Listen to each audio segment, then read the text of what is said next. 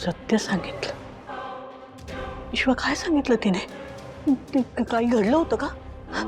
विश्वा तू सांग मला, काय तिने काय सांगितलं तुला? काय घडलं होतं? नाही नाही काकू, म्हणजे माझे बाबा कसे भेटले, ती कशी घरी आली, हे जे आत्ता मी सांगत होतो तेच सत्य सांगितलं.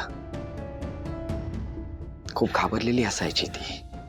हो, म्हणजे सासवडमध्ये बाहेर पडायचं जेव्हा काही मुद्दा यायचा तेव्हा धडकी भरायची. सतत म्हणायची मला भेटायचंय आई बाबांना, सगळ्यांना भेटायचंय, पण थोडा वेळ दे. का वेळ हवा होता तिला? मला सांग, किती काळ ती तुझ्या बरोबर तुमच्या घरी राहत होती? होती काही काळ, आणि तसंही मला जेवढं माहिती होतं तेवढं सांगितलंय काकू. तिची मेमरी परत आल्यावर तीच सांगू शकेल. काकू मी येतो. तसंही मला तुम्हाला आणि जानूला अजून त्रास नाही द्यायचा आहे. विश्वा, विश्वा, अरे बाळा, तू भाचा आहेस माझा. आपलं नातं कळल्यापासून तू पहिल्यांदा घरी आलायस. तुला आपलं नातं सांगून कौतुकाने 4 घास खाऊ घालावेत, तर ते सुख माझ्या नशिबी नाहीये रे. खर तर ती गेल्यानंतर या आत्याने तुझी आई व्हायला हवं, पण परिस्थितीच अशी आहे की मला तुला आपलं खरं नातं सांगताही येत नाहीये. नाही, पण तरी मी तुला असं जाऊ देणार नाहीये. तुला माहित नाहीये विश्वा, माझ्या जानूला आधार देऊन तिला सावरून तू किती मोठी गोष्ट केलीस माझ्यासाठी.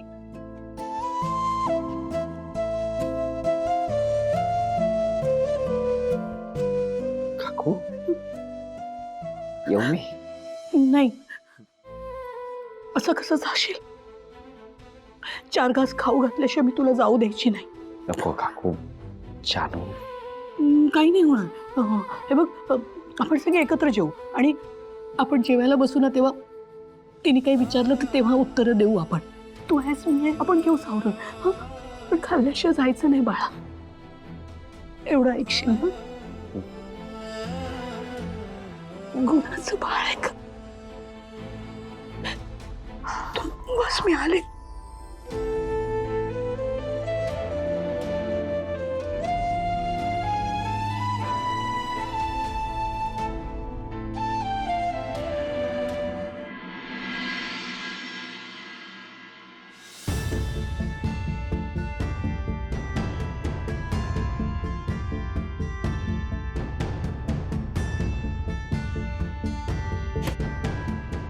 काय पिल्लू, ये उतरा.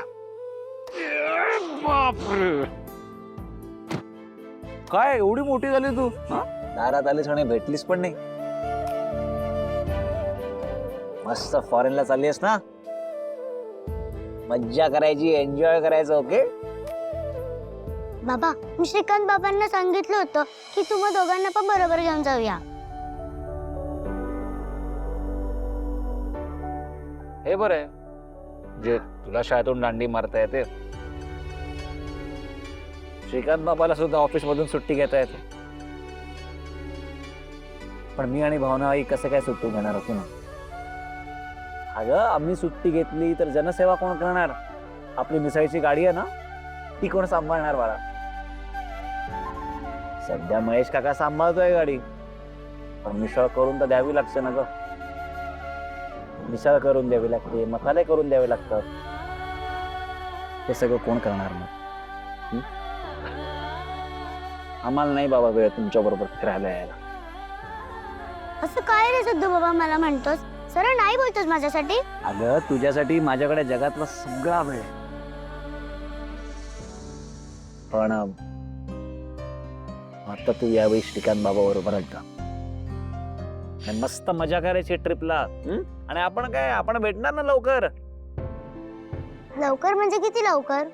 लवकर म्हणजे एवढं लवकर. फक्त एवढेच दिसतात आपण भेटणार. पण हा, तू विमानात पण बसणारस ना आता? तिकडे भरपूर फोटोज काढायचे आणि मला पाठवायच्या. ठीक आहे. ये बात या. चला बस.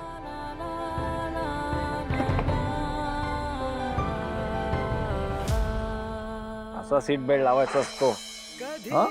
आणि विमानात सुद्धा सीट बेल्ट लावायचा. ठीक आहे. अरे बाबा माझे केस. कधी हसणार आहे कधी रडणार आहे बुद्धी बाबा तू सुद्धा आहे ना मी नसताना नीट राहते. बघ कसा सारखा दांडटपणा करतोय. तसं करू नकोस हा. मी नसताना तुझी काळजी कोण घेणार. ती नसताना कोण काळजी घेणार माझी काय माहिती. मी घेईन ना काळजी. हिवाळे पावसाळे तुझे सारे उन्हाळे अरे बाबा अरे हे परत अडकलं. मी सोबत हात कायमचा तुझा धरणार आहे.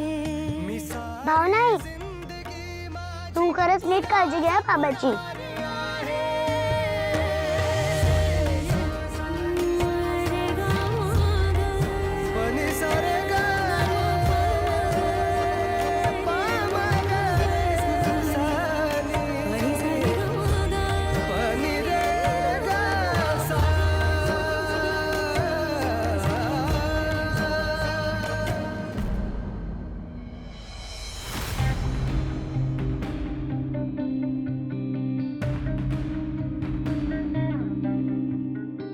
आईचं काय चाललंय नक्की.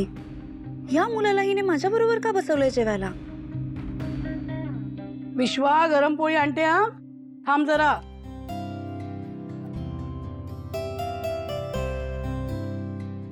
हे घे. हा बाळा तू पण. आई अगं बस बस. अगं खा. तुझ्या हातची गरमागरम पोळी माझ्या पानात पडली ना की मला 2 घास जरा जास्तच जातात. म्हणजे मला वाटतच नाहीये मी आजारी होते आणि तापात होते. मस्त जेवले मी. बरोबर तसंच जेवायचंय. तू तू भाजी घे बघू. भाजी घे. हा अगं बाई तूप राहिलं ना. आणते आणते. असू द्या मी माझी माझी घेईन.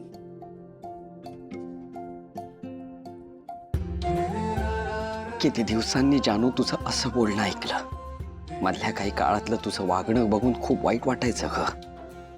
ती जयंत कानेटकरांची बायको जान्हवी आता मागे पडली आहे. माझी कॉलेजमधली मैत्रीण जान्हवी दळवी आहे.